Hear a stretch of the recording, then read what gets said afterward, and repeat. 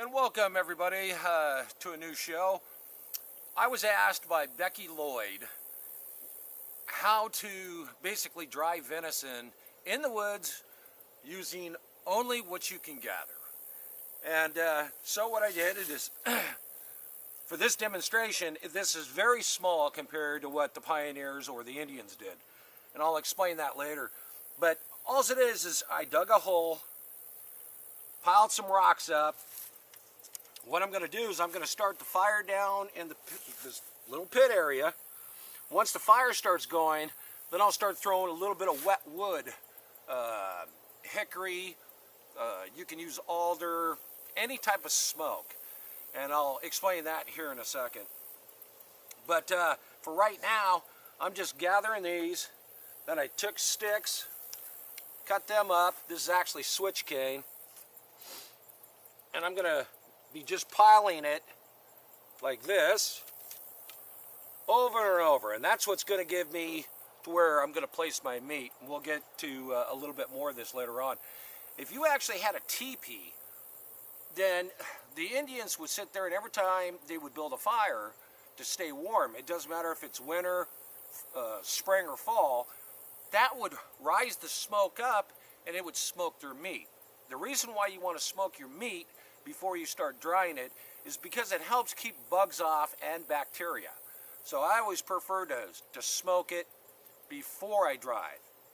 You're not actually trying to cook it, you're trying to smoke it, so remember that.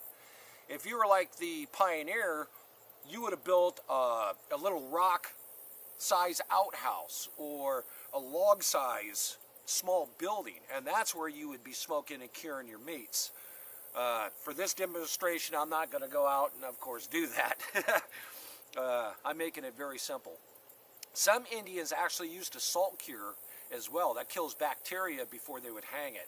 Unfortunately, there's no salt deposits in southeast Oklahoma, so I'm going on very, very primitive Native Americans. While I build a fire, put up my little rocks, we'll go to the next part. Don't go anywhere, and be right back. And welcome back. Now that the fire's getting going a little bit, I threw some chips on there and kind of covered my rocks somewhat with dirt, trying to seal off some air. And then I built this little structure because now I'm going to try to keep the smoke in, because this is where my meat's going to be going.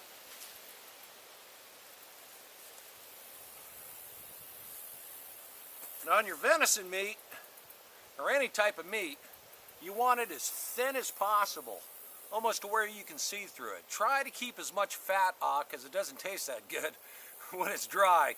But hey, we all need some fat.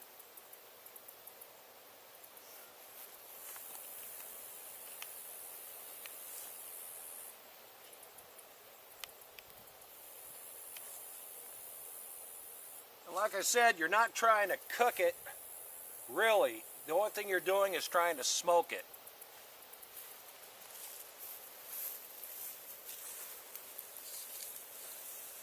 Remember, any sticks, anything you're covering it up with, you want it to be fresh and green, because you don't want it to burn.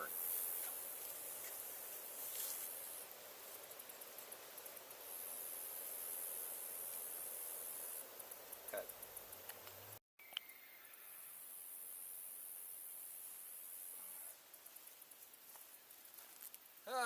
I've tended this for about 3 hours. I'm trying not to cook the meat.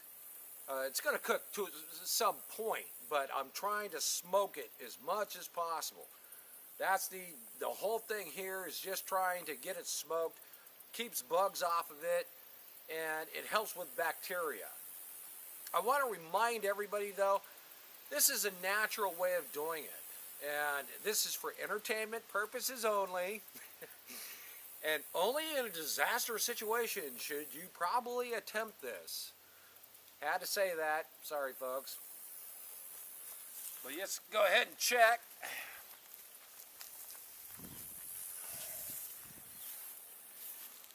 And of course, the more pile you have around it, the better it's going to smoke.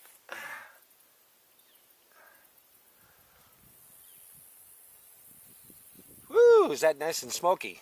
But see, it's still really pliable. So now comes the air dry. And so we want to basically air dry this and let the sun also take its course, because we need it as dry as possible. So we'll be right back. Now the meat's been hanging for about 2 days in the sunshine. So the sun is what helps cook it. Of course, you couldn't do this in the winter, but the sun helps cook it, and the breeze helps basically dehydrate it.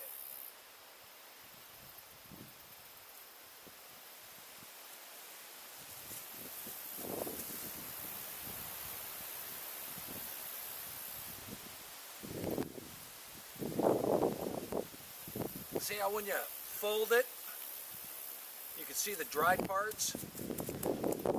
And that's about where you want it to be. Now, for a couple questions and answers, for one, yes, you can cook this until it's dry. It's just cooked, dry meat.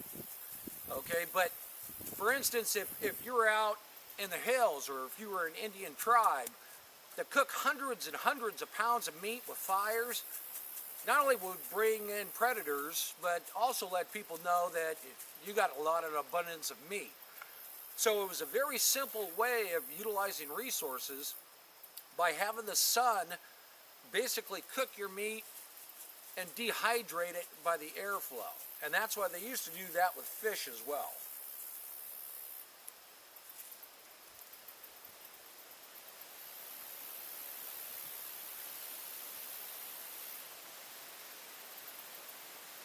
That's good meat.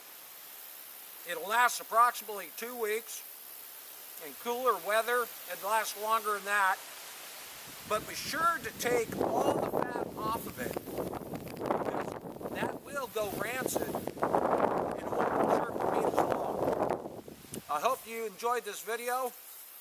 Check out the rest of the videos. Check out my radio show on Oops. Check out my other radio show on theprepperpodcast.com, and I'll see you next time.